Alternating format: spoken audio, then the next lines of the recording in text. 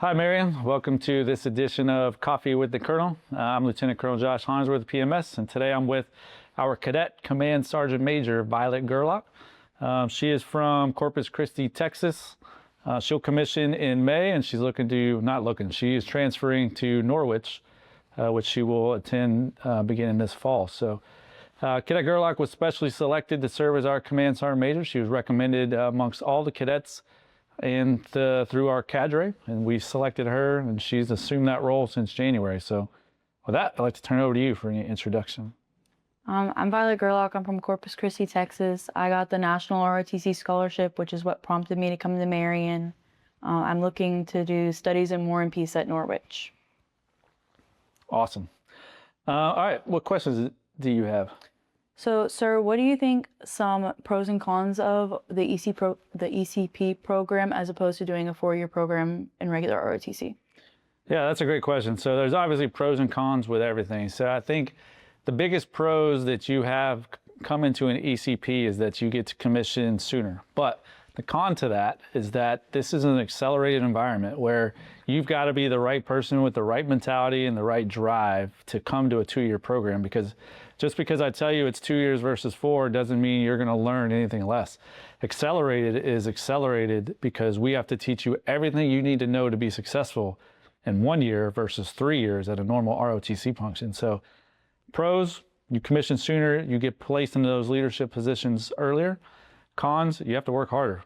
And I think you know that just based on your experience here. And you wouldn't have got a national scholarship if you weren't the right person. And you definitely wouldn't have been selected as our Cadet Command Sergeant Major if you hadn't achieved all the goals that I've seen you achieve. And I'm excited, to see you grow and continue in the future. But yeah, it's a great question. What else?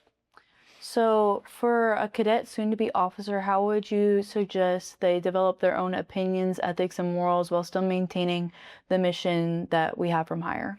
Yeah, so that's a good one too. She's asking the tough questions today.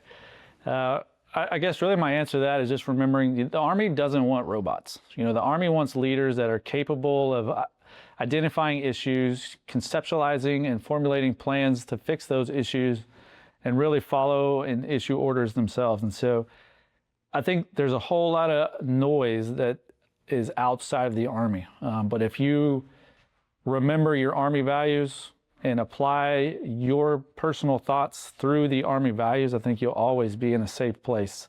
The Army is never going to tell you how or what you can think, right? That's up to you.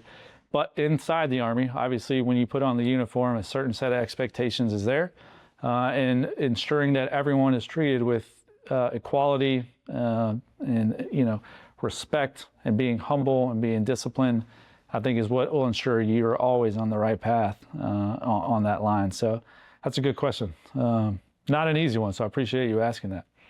So I guess my question from you is, you came from Texas. You were awarded a national scholarship, so you could have went other places, but what drove you here?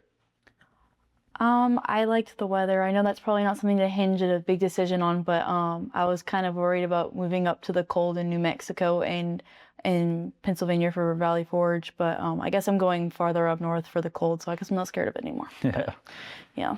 Yeah, that's a great, honest answer. It is definitely warmer here, although we did just have 20-degree labs a couple weeks ago. So yeah, I really appreciate that.